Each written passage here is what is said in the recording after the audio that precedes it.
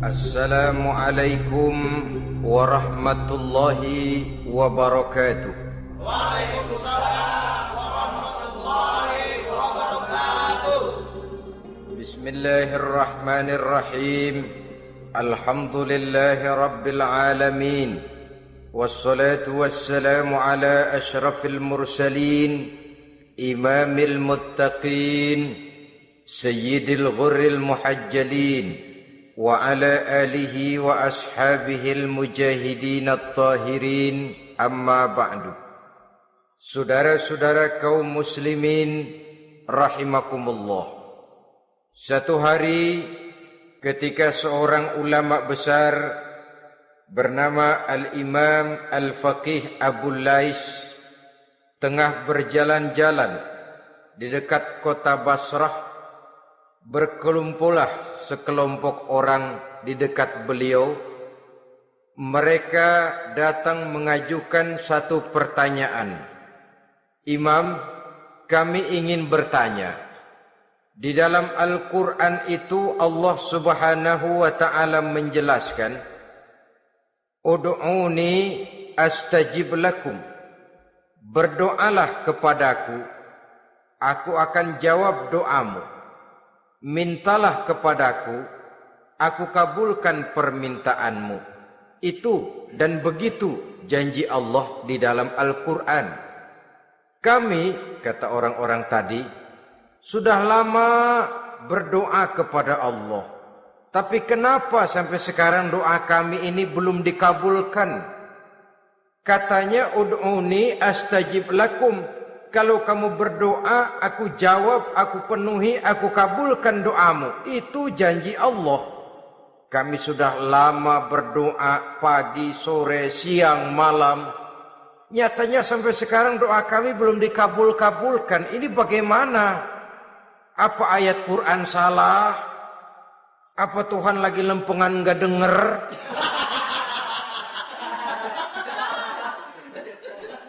Apa doa kami yang terbalik?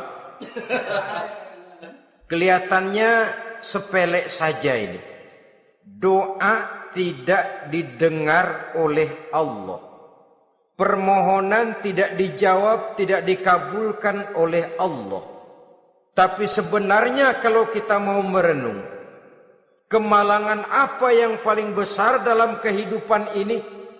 Selain daripada kalau permohonan dan doa kita sudah tidak dihiraukan oleh Allah. Artinya hidup sudah tidak diopeni oleh Allah. Jangankan Allah, saudara-saudara, kita nggak diopeni sama mertua saja bingung. Ini mertua diem aja, kalau saya salah apa salahnya, kalau ada yang dikepengenin apa kepengenannya, boyak ngomong kenapa diem begitu. Ini tidak diopeni oleh Allah. Kemalangan apa yang lebih malang selain daripada kalau doa tidak didengar oleh Allah? Itu sudah kemalangan yang paling malang, lebih malang dari kota Malang saya kira.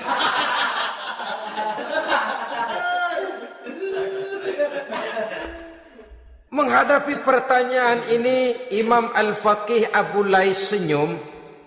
Lalu beliau berkata, tuan-tuan, tahu kenapa doa tuan-tuan tidak dijawab? Permohonan tidak dikabulkan? Allah sudah tidak memperdulikan tuan-tuan ini? Kami tidak tahu, Imam, maka kami bertanya. Begini, hati tuan-tuan itu mati. Dari hati yang mati, channel tidak nyambung kepada Allah. Dari channel yang putus tidak ada getaran strom, bagaimana akan timbul gejala?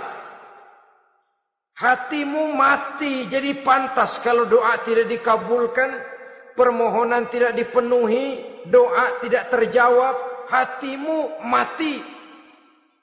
Saudara-saudara kaum muslimin, dari hati yang mati ini, getaran tidak akan sampai ke hadratullah azza wa jalla.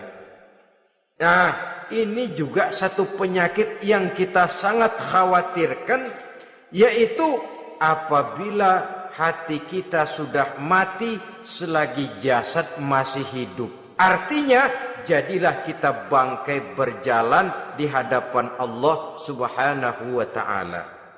Sementara kita sangat disibukkan dengan menggali berbagai macam jenis obat penangkal penyakit zahir, dan kita kurang perhatian untuk mencari obat penangkal penyakit batin yang kalau diserang penyakitnya menghancurkan kehidupan abadi di akhirat nanti. Perkembangan ilmu kedokteran nyata benar diikuti dengan perkembangan jenis-jenis penyakit. Makin maju ilmu kedokteran, makin modern penyakit. Ngerti juga rupanya itu penyakit. Dulu kita tidak kenal yang namanya AIDS. Kita tidak tahu yang namanya liver. Kita tidak kenal yang namanya stres. Paling yang banyak cika, masuk angin, dan sebagainya. Tapi baiklah, penyakit-penyakit batin yang menyebabkan hati menjadi mati, dan dari hati yang mati, doa tidak naik, tidak didengarkan oleh Allah Subhanahu wa ta'ala. Nah, kata orang-orang tadi, yang menyebabkan hati kami mati ini apa, Imam? Beliau menjawab, pertama, araftumullaha wa lam tu'tuhu haqqahu. Yang menyebabkan hatimu jadi mati, pertama, kamu kenal benar kepada Allah, tapi haknya untuk disembah, kewajibanmu untuk menyembah, tidak pernah kamu laksanakan. Bagaimana Allah tidak akan jauh dari kita kalau kita tidak akan mengadakan pendekatan kepadanya. Dan pendekatan kepada Allah hanya bisa kita tempuh melalui jalur kegiatan ritual ibadah. Allah akan terlalu jauh apabila kita hanya membicarakannya lewat filsafat dan renungan yang mendalam. Tapi Allah akan dekat dan terasa hadir dalam hidup apabila kita dekati ia dengan pelaksanaan ibadah kepadanya. Kamu kenal Allah, tapi hakmu untuk menyembah, kewajibanmu untuk menyembah, haknya untuk disembah, tidak pernah kamu laksanakan. Kalau soal Allah kita kenal bukan main.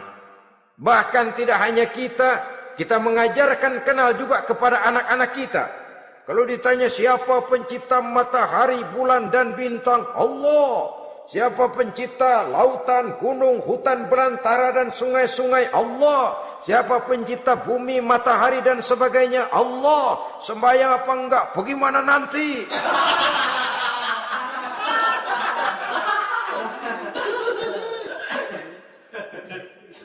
Tanpa pendekatan, Allah akan jauh.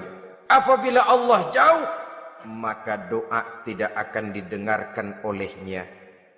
Oleh sebab itu, logika mengajarkan kepada kita, berpayahlah dulu, wa mal ladzatu illa ba'da ta'ab, innama al usri yusra. Di balik kesulitan menunggu kemudahan.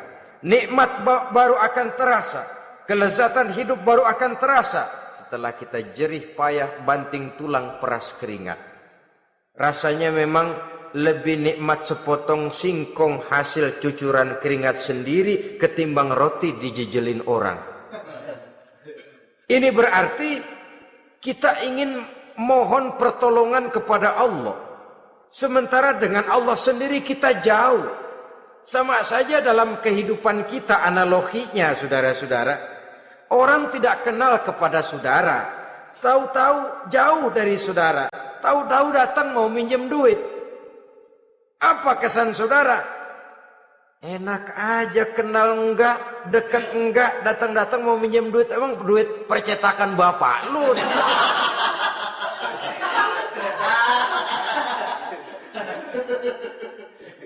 Sedangkan yang kita kenal, sedangkan yang kita bertemu tiap hari, sedangkan yang sering datang ke tempat kita, kalau satu saat dia pinjam duit, toh kita kadang-kadang masih mikir.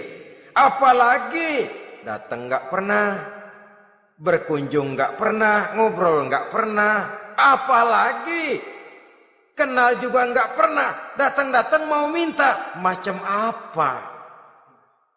Datang nemuin Tuhan setahun 2 kali. Idul Fitri, doang Idul Adha. Doa cerewet banget. Apa aja? Apa aja diminta. Saudara hadirin, bagaimana doa akan kabul, permohonan akan dijawab? Jikalau kita jauh dari Allah, kita kenal Allah, haknya untuk disembah, kewajibannya untuk menyembah, tidak pernah kita laksanakan. Itu yang menyebabkan hati kita lalu menjadi mati. Padahal mengenal Allah, setelah mengenalnya, mengadakan pendekatan kepadanya melalui ritual ibadah yang dicontohkan oleh Rasulullah sallallahu alaihi wasallam. Ini hal pertama yang menyebabkan hati jadi mati. Kamu terlalu kenal Allah tapi tidak pernah menyembah kepadanya. Sama aja orang kerja kagak, habis bulan mau minta gaji. Karena kita jitak kepalanya. Macam apa? Kerja enggak, tahu-tahu datang mau minta gaji. Kerja dulu yang baik, habis bulan baru enggak diminta pun memang sudah ada jatahnya. Ibadah dulu kita kepada Allah. Soal Allah memberikan karunia kepada kita, itu hak Allah. Apabila kita dekat dengannya, ibadah yang kita laksanakan benar, karunia itu akan datang kepada kita. Saudara-saudara, yang kedua yang menyebabkan hati jadi mati, qara'tumul Qur'an walam ta'malu bih. Kamu baca Al-Qur'an tapi ajarannya tidak pernah kamu amalkan. Kamu baca Quran tapi isinya kamu injak-injak. Sehingga ada peringatan dari Rasul sallallahu alaihi wasallam. Beliau bersabda, "Iza azzamat ummatid dunya wa fi riwayatin dinaron wa dirhaman nuzi'at minha haibatul Islam. Wa iza turikatil amru bil ma'rufi wan nahyu 'anil munkari hurimat 'alaihim barakatul wahyi. Wa iza tasabat ummati saqatat min ainillah." 3 peringatan keras tapi yang merupakan gejala penyakit kita umat Islam diperingatkan oleh Nabi kita. Pertama, iza azzamat ummatid dunya. Apabila umatku telah terlalu mengagung-agungkan dunia. Apabila umatku telah jatuh menjadi umat yang materialistis. Segalanya diukur dari sudut keduniaan saja. Nuzi'at minha haibatul Islam. Maka akan dicabutlah dari mereka kehebatan agama Islam. Hilang kehebatan Islam apabila kita jatuh menjadi umat pengagung dunia, penyembah materi.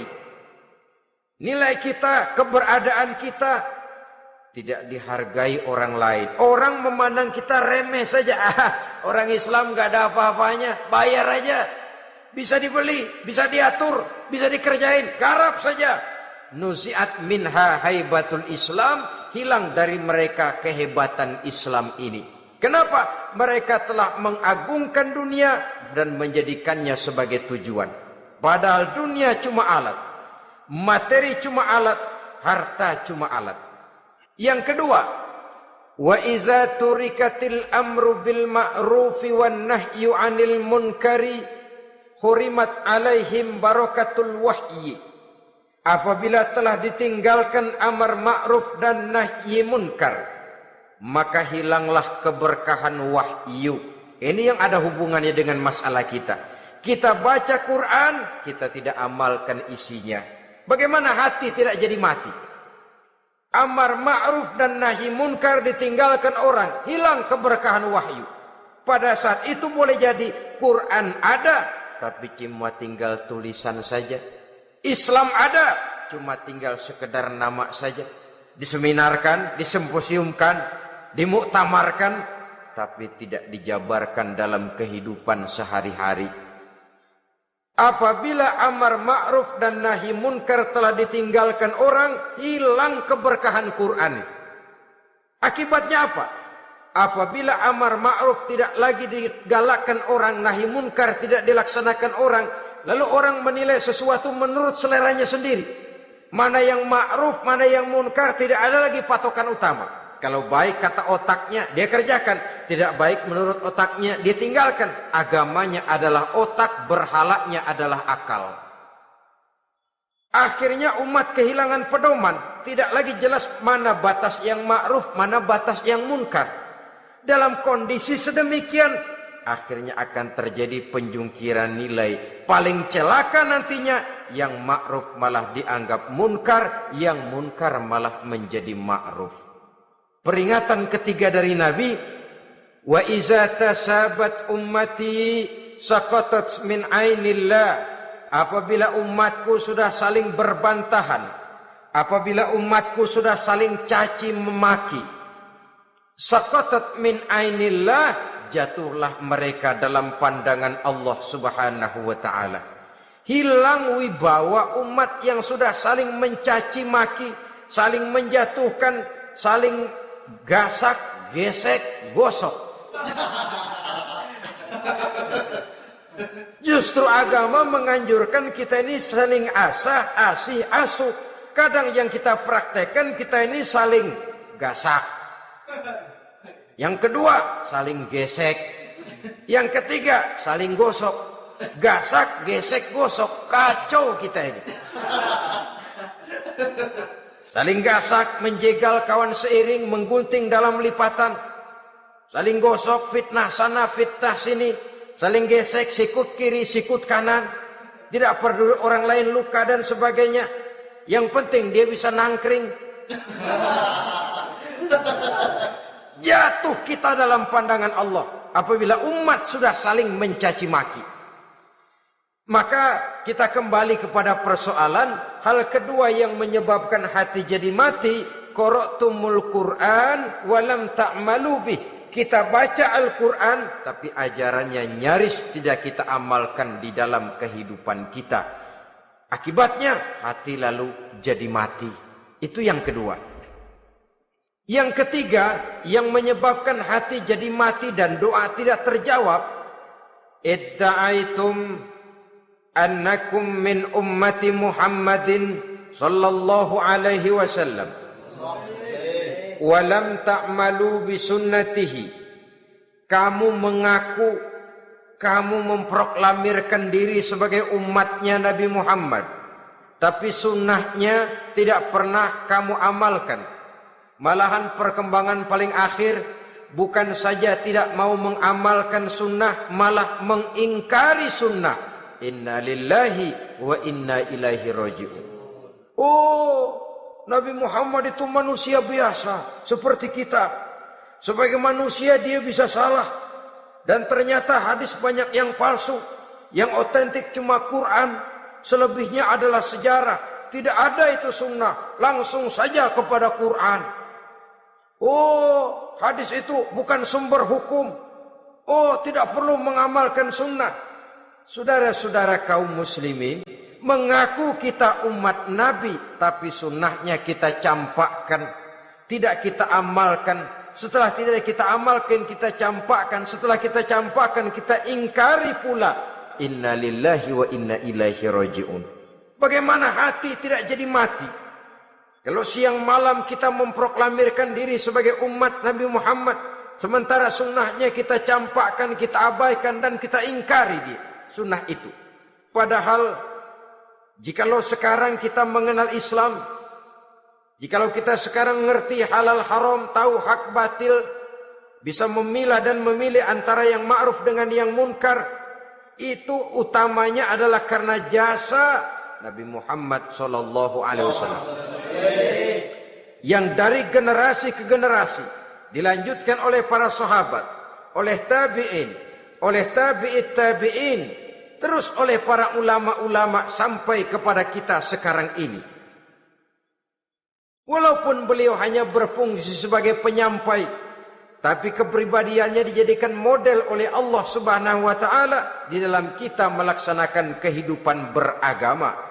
Bahwa beliau manusia seperti kita, memang dalam arti unsur biologisnya ya manusia, punya darah, punya daging, punya hati, punya perasaan, bisa sedih, bisa gembira. Tetapi beliau itu termasuk basyarun la kal basyar, manusia yang tidak seperti manusia pada umumnya, punya spesifik. Dan itu wajar sebagai seorang Rasul pilihan Allah, apalagi merupakan Rasul pilihan dari sekian puluh pilihan. Bahwa jamrud itu batu memang, tapi nilainya kan berbeda dengan batu kolar. Satu truk batu kolar dengan barangkali segenggam batu jamrud, nilainya tentu jauh lebih mahal batu jamrud. Kalau soal batunya, sama batunya, tapi nilainya berbeda karena esensinya berbeda. Kita manusia, Nabi Muhammad juga manusia, sama manusianya memang, tapi kualitasnya, nilainya tentu jauh panggang daripada api. Itu sebabnya Allah menjadikan beliau sebagai model. Laqad kana lakum fi rasulillahi uswatun hasanah. Di dalam diri Rasul itu terdapat contoh teladan yang sangat baik bagi kita. Oleh karenanya pada pertemuan kali ini, apabila kita konsekuen mengaku umat Nabi Muhammad, marilah konsekuen juga menegakkan sunnahnya. Yang keempat, yang menyebabkan hati jadi mati dan doa tidak terjawab, akaltum ni'mata rabbikum walam tashkurulah. Tiap hari kamu makan nikmat Tuhanmu, tapi kamu tidak pernah mau bersyukur kepadanya, kepada Allah Subhanahu wa taala. Nikmat Tuhan kita doyan banget, tidak pernah sehari dan sesaat pun terlepas diri dan hidup ini dari nikmat-nikmat yang diberikan Allah. Sejak kita bangun tidur sampai tidur kembali, bahkan tidur itu sendiri, di pasar, di sawah, di kantor, dimanapun kita berada, nggak pernah nikmat Allah berhenti. Hidup kita dalam alam diberikan segala fasilitas untuk menunjang kehidupan. Nggak pernah Allah pasang pajak matahari, nggak pernah Allah pasang pajak gas udara. Nikmat-nikmat yang banyak itu tiap hari kita kecap, tiap hari kita nikmati. Tapi kita tidak pandai bersyukur. Padahal Allah memberikan peringatan keras dalam hadis qudsinya. Man lam yashkur ala na'mai walam yasbir ala balai falyakhruj min tahti samai wal yatlub rabban siwaya. Siapa yang tidak mau bersyukur terhadap nikmat yang aku berikan kepadanya dan tidak mau bersabar terhadap ujian yang aku berikan kepadanya, silahkan keluar saja dari kolong langit ini dan cari Tuhan selain aku. Diusir oleh Allah. Kalau orang tidak mau bersyukur terhadap nikmat yang aku berikan dan tidak mau bersabar terhadap ujian yang aku timpakan, keluar dari kolong langitku, keluar, cari Tuhan selain aku. Diusir, lah yang ngusir Allah. Anak sekarang bilang mau ke Menong.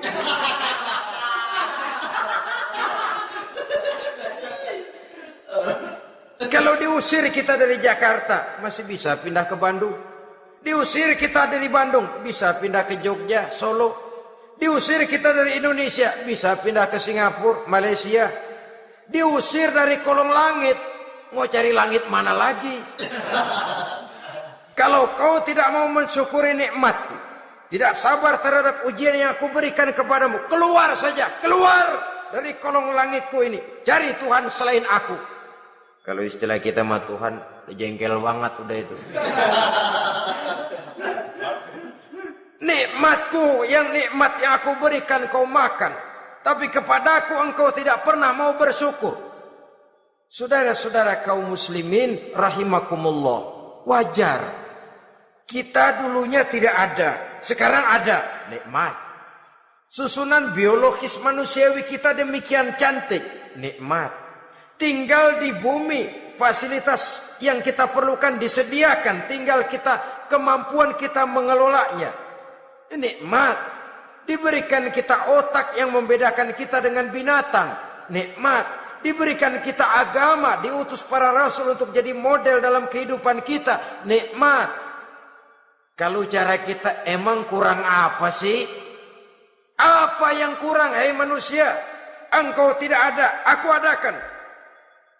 Kalau aku perintahkan kau tinggal di bulan, mungkin kau tidak akan sanggup hidup. Begitu lahir juga kelepek-kelepek habis. Ya nggak ada HO2 toh di bulan, mau ngisap apa? Aku tinggalkan kau, aku perintahkan tinggal di permukaan bumi. Alamnya indah, fasilitas serba menunjang. Nikmati semuanya, semuanya untuk kamu, semuanya. Satu pintaku, syukuri nikmat yang aku berikan kepadamu. Ya bukan cuma syukur dalam ucapan, syukur dalam perbuatan. Banyak nikmat yang diterima, makin banyak dia sujud, makin banyak dia ruku, makin banyak dia mengadakan pendekatan kepada Allah. Syukur dalam artian berupa tindakan dan perbuatan, mempergunakan nikmat sesuai dengan kehendak yang memberikan nikmat itu sendiri kepada kita. Saudara-saudara kaum muslimin rahimakumullah. Ini penyakit yang keempat. Kamu makan nikmat Tuhanmu, tapi kamu tidak pernah pandai bersyukur kepadanya. Mensyukuri nikmat yang diberikan tadi. Bagaimana hati tidak jadi mati? Kita sibuk mempersolek jasmani, mencari obat penangkal penyakit zahir. Maka yang ramai di zaman sekarang, saudara lihat, salon, fitness, senam, macam-macam jenis. Tidak ada salahnya dan tidak ada jeleknya. Tapi kalau itu sampai melupakan kita kepada memperindah batin, memperbaiki jiwa, artinya bukankah kita perlahan tapi mempersiapkan diri menjadi bangkai berjalan di hadapan Allah. Dengan operasi plastik, yang pesek jadi mancung, yang sipit jadi belok, kulit keriput jadi kencang, pipi terlalu cekung bisa diatur. Saudara-saudara, tapi kalau hati yang rusak, jiwa yang rusak, kemana lagi kita akan berobat kalau bukan kepada agama? Maka hati itu jadi mati apabila kita selalu memakan nikmat Allah dan tidak pandai mensyukuri nikmat itu. Dari hati yang mati tidak akan ada getarannya. Oleh sebab itu doa tidak terjawab.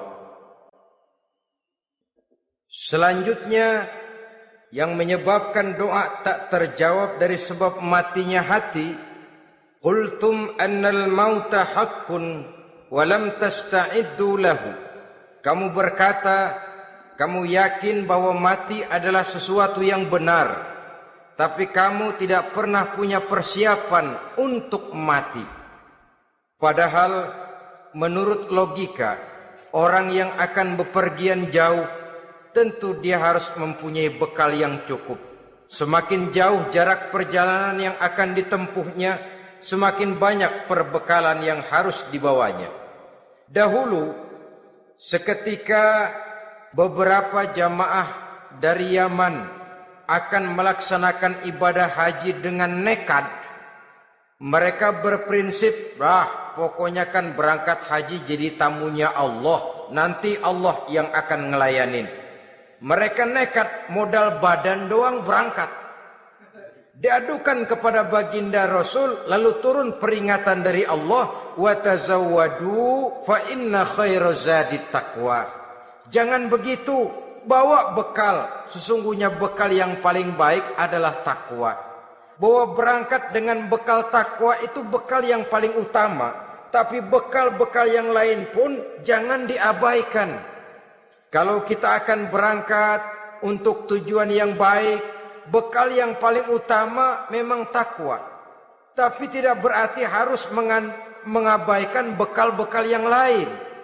Begitulah, semakin jauh perjalanan yang akan kita tempuh, semakin banyak bekal yang harus kita hadapi. Kalau saudara mau pergi ke Surabaya, tidak membawa bekal kemudian berani berangkat, rasanya sih saya pikir itu bukan berani, nekat namanya. Sama saja orang belum pernah sembahyang mati. Nekat tuh orang. Berani amat.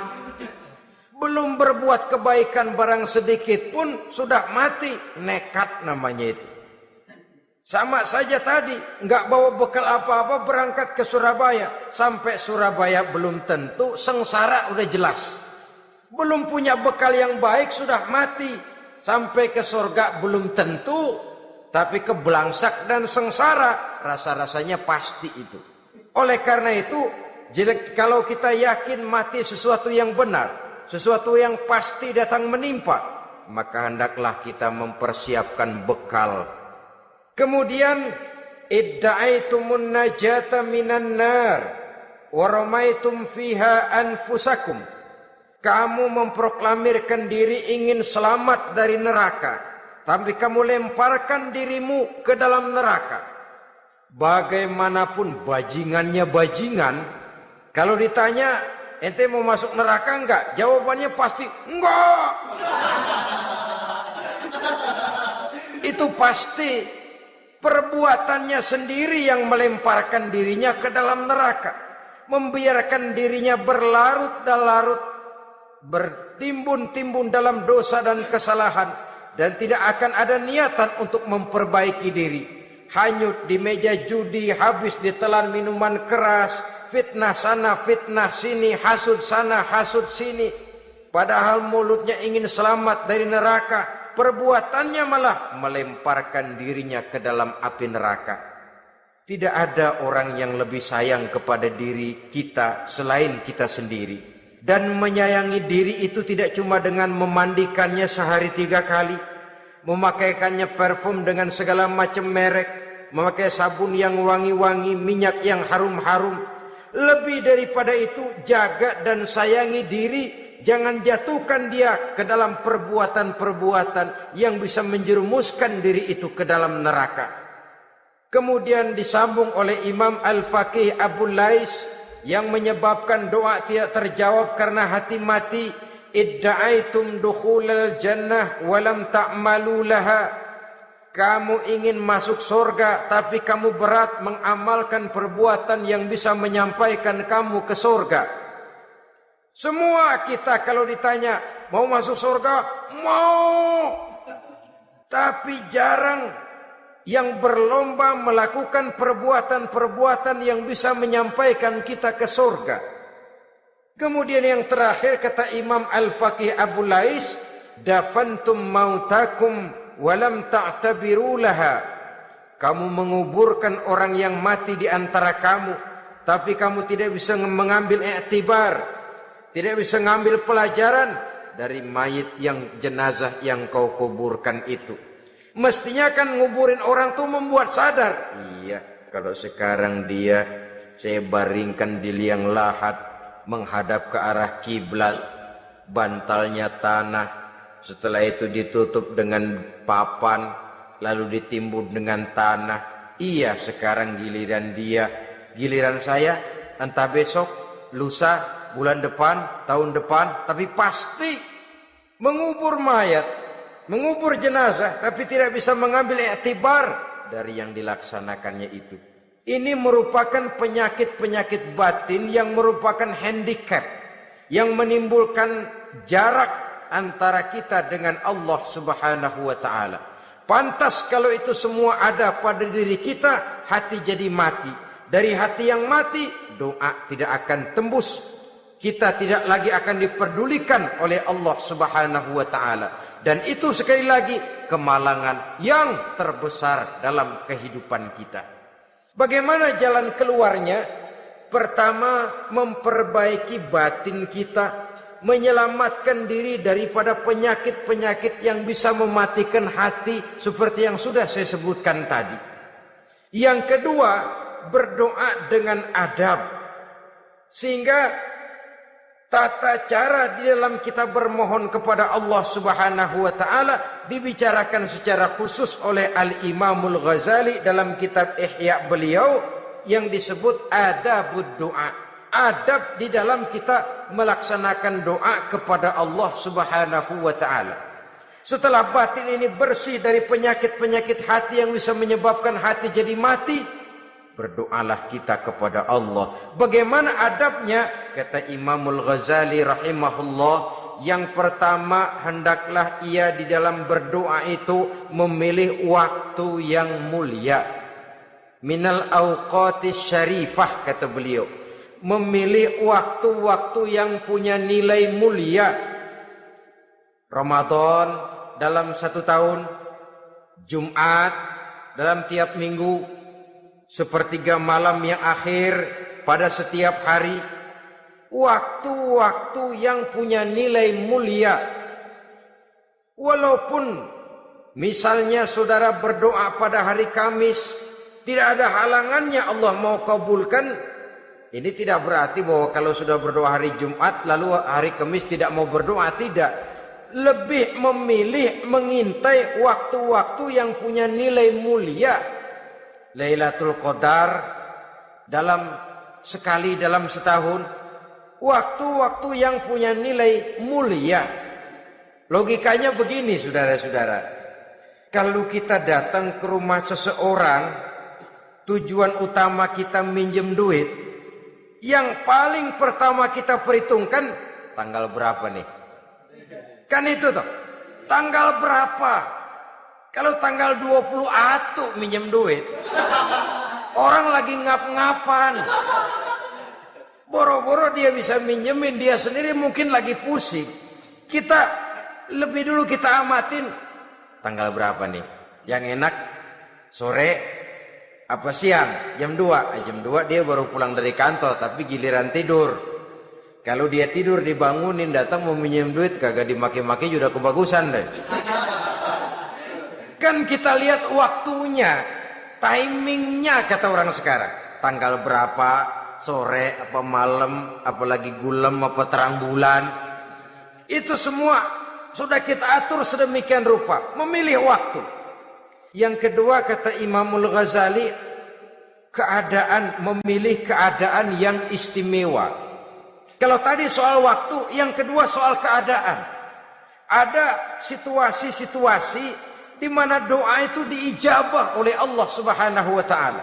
Di antaranya kata Imam Abi Hurairah, "Inda zahbi sufuf fi sabilillah." Pada waktu mengatur barisan perang membela agama, di situ doa kabul. Inda nuzulil ghais, ketika turun gerimis, di situ doa makbul. Inda iqamis shalah, ketika salat mau didirikan, riwayat lain bainal azan wal iqamah, antara azan dan qomat, di situ doa makbul. Itu memilih keadaan-keadaan. Kemudian yang ketiga kata beliau, berdoa menghadap kiblat. Ya, apa kalau doa madhab mudik Tuhan kagak tahu? Tahu. Tuhan gak dengar? Dengar. Cuma lebih etis. Lebih etis kalau kita berdoa menghadap ke arah kiblat. Saudara-saudara kaum muslimin rahimakumullah.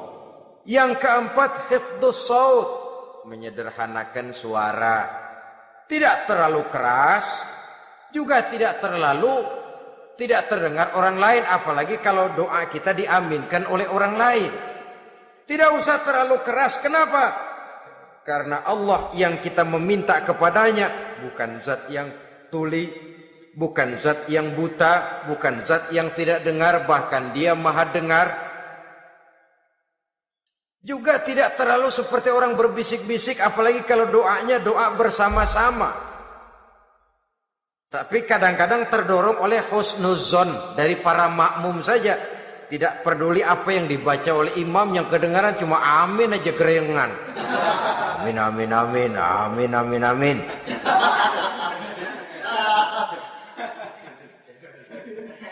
Juga tidak terlalu keras. Seperti orang berdoa, seperti orang pidato. Saudara-saudara kaum muslimin rahimakumullah. Yang kelima, alla yatakallafa saja' fid du'a. Dalam berdoa, kalau istilah kita, jangan nyelongcong. Saja' suja' ini menunjukkan sikap berani kepada Allah. Misalnya ada orang berdoa, ya Allah ampunilah saya kalau engkau mau. Kalau Allah mau. Kasihanilah saya ya Allah kalau engkau mau. Itu doa orang songong. Atau sama saja, ya Allah berilah saya rezeki dikit aja. Emang kenapa pakai begitu? Allah yatakallafa saja' fid du'a. Yang keenam kata Imamul Ghazali, at-tadarru' wal khusyu'.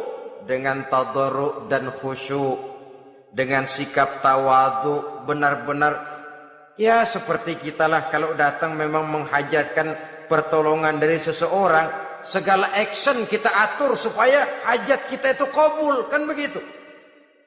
Kadang-kadang istilah orang kalau perlu ngesor mah ngesor dah, yang penting permintaan dikabulkan, gitu saja.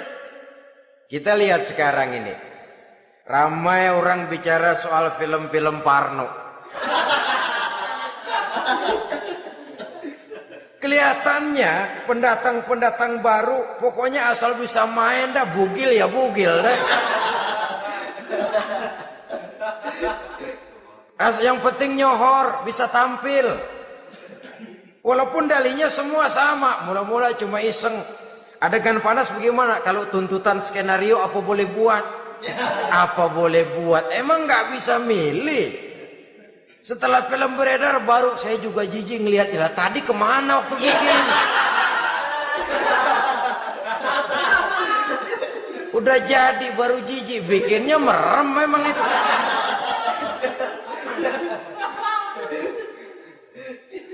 Tapi ada satu analogi, asal bisa main, asal bisa tampil di layar, apa saja jadi taruhan sudah, bugil ya bugil dah. Enggak soal dah, pokoknya bisa main, tampil, nyohor, masuk koran. Udah seperti kata-kata orang Arab, bul ala zamzam fatu'raf. Kalau pengen terkenal, kencingin sumur Zamzam.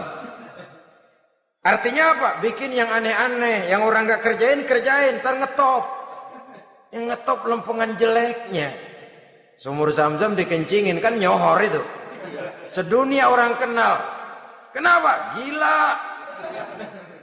Saudara-saudara kaum muslimin rahimakumullah, sangat kita sayangkan kalau lalu orang berlomba-lomba dengan cuma modal paha mulus, wajah cantik, dimauin apa saja mau lalu bisa tampil. Akibatnya yang jadi korban adalah anak-anak kita. Disuguhi tontonan-tontonan yang meracuni jiwa mereka. Walaupun akibatnya barangkali ya lain, seperti band orkes dengan film memang akibatnya tidak langsung ya. Kalau band orkes akibatnya langsung, dia bisa berantem di tempat lokasi. Film orang nonton tahu dia di tempat itu, bukan di tempat itu dia praktek, pulang jadi pikiran dia. Tadi serem ya, ntar kalau udah kesempatan kita praktek. Ntar ngancemnya itu yang gak enak. Tapi yang saya analogkan dengan persoalan kita, tingkah pola artis apapun dilakukan asal bisa main. Nah itu tuh, asal dapat kesempatan acting. Dalihnya ya tuntutan skenario lah, iseng lah, macem-macem lah. Tapi yang jelas satu target, saya harus dapat kesempatan main. Untuk sampai ke situ cara apa saja harus saya tempuh. Tidak peduli harus menginjak-injak norma dan budaya bangsa yang luhur. Tidak peduli harus bertentangan dengan kaidah agama. Tidak peduli hasilnya meracuni umat masyarakat, terutama generasi muda. Yang penting kan ngetop. Saudara-saudara, baiklah ya, itu soal lain. Tapi soal kita ialah at-tadarru wal khusyu'. Bermohon kepada Allah dengan tadarru', khusyuk dan tawadu. Seperti kalau kita mau bermohon kepada seseorang, kita malah merendahkan diri. Pak, saya memang orang gak mampu pak. Utang saya udah selebar kampung pak. Anak udah 16 seperempat. Apa saja kita meratap, menghibah, mengeluh, merintih. Ujungnya kan, yang penting gue minjem duit dapat dah. Gitu. Apa kayak diomongin, pokoknya pulang bawa duit. Itu saja. Itu strategi manusiawi. Kalau ini kita adakan konteks, oh iya, kepada Allah lebih lagi kita tadarruk, khusyuk, tawadhu. Doa dengan tawadhu, sebab kita akan bermohon kepada yang serba maha. Menghadap ke arah kiblat, duduk bertafakur dengan khusyuk, tawadhu. Jangan doa sembari tolak pinggang.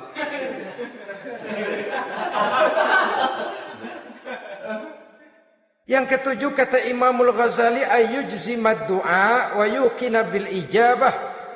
Hendaknya dia menjazamkan doanya itu dan yakin bahwa doanya akan dikabulkan oleh Allah. Sebab kata Nabi, innallaha la yaqbalu du'aan min qalbin ghafilin lahin. Allah Subhanahu wa taala tidak akan menerima doa dari hati yang lalai dan main-main. Doa ke orang ugah-ugahan.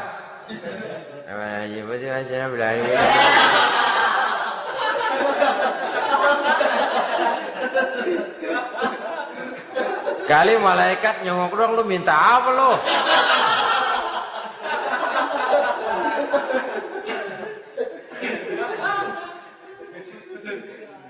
Seperti tadi itu, kita datang mau minjem duit sama orang, ngomongnya ogah-ogahan. Minjem duit dikasih syukur enggak, ya udah. Ya enggak dah, enggak dikasih sudah. Kenapa? Mintanya begitu. Enggak serius dan enggak yakin bahwa doanya akan dikabulkan. Kalau kita sudah punya keyakinan, jangan-jangan doa saya enggak diterima Allah. Enggak. Ana, kata Allah, ana inda zanni abdi bi. Aku sih bagaimana menurut sangka hambaku kepadaku saja. Kalau sangkanya baik, aku baik. Kalau sangkanya doanya dikabulkan, aku kabulkan. So itu doa harus dengan pasti dan harus dengan yakin doa itu akan dikabulkan dan meluruskan harapan, membenarkan cita-cita, meluruskan maksud apabila doa itu dikabulkan oleh Allah Subhanahu wa taala. Saudara-saudara, oleh karenanya jangan doa setengah hati. Jangan berdoa sambil main-main. Apalagi menghadap kiblat dengan dua tangan terangkat sebagaimana dicontohkan oleh Rasulullah sallallahu alaihi wasallam. Bahwa berdoa tanpa mengangkat kedua tangan pun Allah tahu. Allah dengar. Tapi kelihatannya kurang serius. Seolah-olah terserah ada Tuhan, mau dikasih ya kasih, enggak ya udah. Seolah-olah kita tidak serius dalam berdoa. Kemudian yang berikutnya kata Imamul Ghazali, ayyaftatahad du'a bi zikrillah fala yabda'u bisu'al. Hendaknya dia mulai berdoa itu dengan menyebut nama Allah, berzikir kepada Allah, fala yabda'u bisu'al, jangan langsung memulai dengan permintaan. Ini tata krama etisnya. Sama juga orang kirim surat, salam sejahtera kami haturkan. Padahal mah nggak ada itu juga nggak apa-apa. Itu kan maksud mukaddimah saja. Besar harapan kami semoga Bapak dan keluarga di sini pun berada dalam keadaan sehat walafiat. Selanjutnya kami telah dengar dari berbagai teman tentang kedermawanan Bapak, tentang bantuan Bapak di berbagai bidang yang menyangkut sosial pendidikan.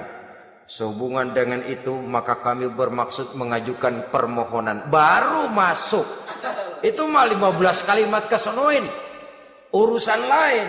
Intinya sehubungan dengan itu kami bermaksud memohon kepada Bapak. Kita mulai, salam sejahtera kami haturkan, bersama ini pula kami, macam-macam lah. Sama juga seperti tadi itu, kita datang mau minjem duit, datang karena kita tahu datang habis bulan, malam terang bulan, udaranya sejuk, ngobrol lah kita, dapet teh, apa kabar Pak? Baik. Aduh Bapak sih, untung dah Pak, kayak pemurah lagi. Saya tahu Bapak banyak nyumbang di mana-mana, Diangon aja tuh orang diangon.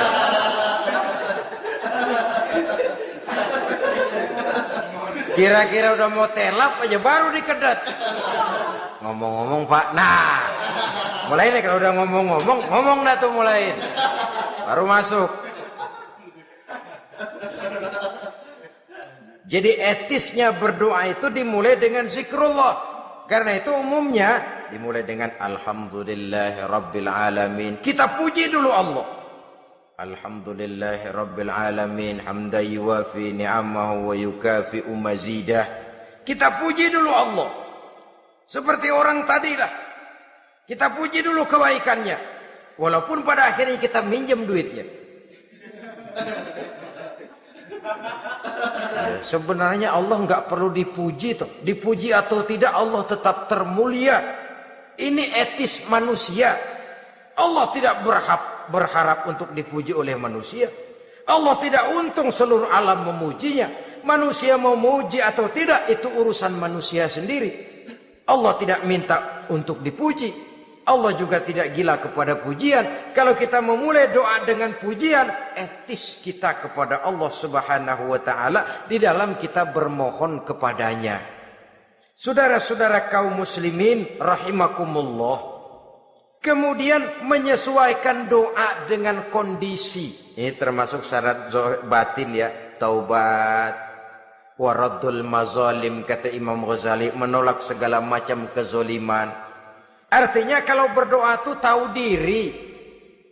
Kalau gaji kita sebulan 700 atau 800, 900 ribu, berdoa minta rezeki 1 juta, itu tahu diri namanya. Kan cuman kurang 100 ribu. Ya, kalau kerja kagak minta gajian 1 juta. Pengen doa dikabulkan, rasanya secara etis nggak tahu diri orang berdoa seperti itu. Orang datang mau minta duit, mau pinjam duit kepada kita, kan kita lihat kira-kira mampu ngembaliin nggak nih orang. Kita lihat, kita evaluasi kemungkinannya. Lalu si yang minjem tentu tahu diri. Kalau memang kekuatannya ngembaliin tidak seperti kekuatannya mulangin, hendaknya dia timbang rasa. Begitu juga kepada kita etisnya kepada Allah Subhanahu wa taala. Tahu diri, menyesuaikan doa dengan keadaan. Kalau tidak ada gap terlalu jauh panggang daripada api, nanti nasibnya bagai si pungguk merindukan bulan. Apabila adab-adab di dalam berdoa ini kita perhatikan, sejak dia dari adab yang zahir sampai kepada adab yang batin, kemudian penyakit-penyakit yang membuat hati itu jadi mati, maka insya Allah doa kita dijabah oleh Allah Subhanahu wa taala.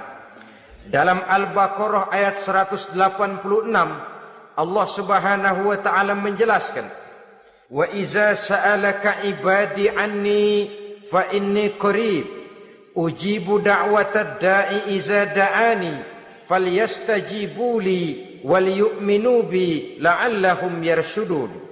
Apabila hambaku bertanya kepadamu Muhammad tentang aku, kata Allah, fa inni qarib, katakan kepadanya aku dekat sekali dengan mereka. Ujibu da'watad da'i iza da'ani, aku akan jawab, aku kabulkan permohonan orang-orang yang berdoa kepadaku. Falyastajibuli wal yu'minu bi, maka hendaknya mereka juga menjawab panggilanku atas dasar iman kepadaku. La'allahum yarshudun, semoga dengan ini mereka kelak mendapat petunjuk. Saudara-saudara, Al-Baqarah 186 ini dengan nyata menjelaskan kepada kita, Allah akan menjawab doa, mengabulkan permohonan apabila kita falyastajibuli wal yu'minu bi, juga menjawab panggilan Allah atas dasar beriman kepadanya. Logikanya tadi itu, araftumullaha wa lam tu'tuhu haqqahu. Kita tidak pernah mau menjawab panggilan Allah sementara kita berharap doa kita dijawab oleh Allah. Apa enggak pincang? Apa enggak berat sebelah? Panggilan Allah kita berat memenuhinya, sementara kita sangat berharap agar permohonan kita, seruan kita dikabulkan oleh Allah. Menjawab panggilan Allah atas dasar beriman kepadanya. Kenapa? Ada orang menjawab panggilan bukan berdasarkan iman, tapi karena target lain. Datang sembahyang Jumat paling dulu, target utamanya pulang juga paling dulu nyabet sendal, nyabet sepatu. Menjawabnya iya, tapi tidak karena iman. Jadi apabila kita rajin menjawab panggilan Allah atas dasar beriman kepadanya, maka seruan, permohonan, doa niscaya dikabulkan olehnya. Ini saja, mudah-mudahan ada manfaatnya. Terima kasih atas segala perhatian. Mohon maaf atas segala kekurangan. Usikum wa nafsi bitaqwallah. Wassalamualaikum warahmatullahi wabarakatuh.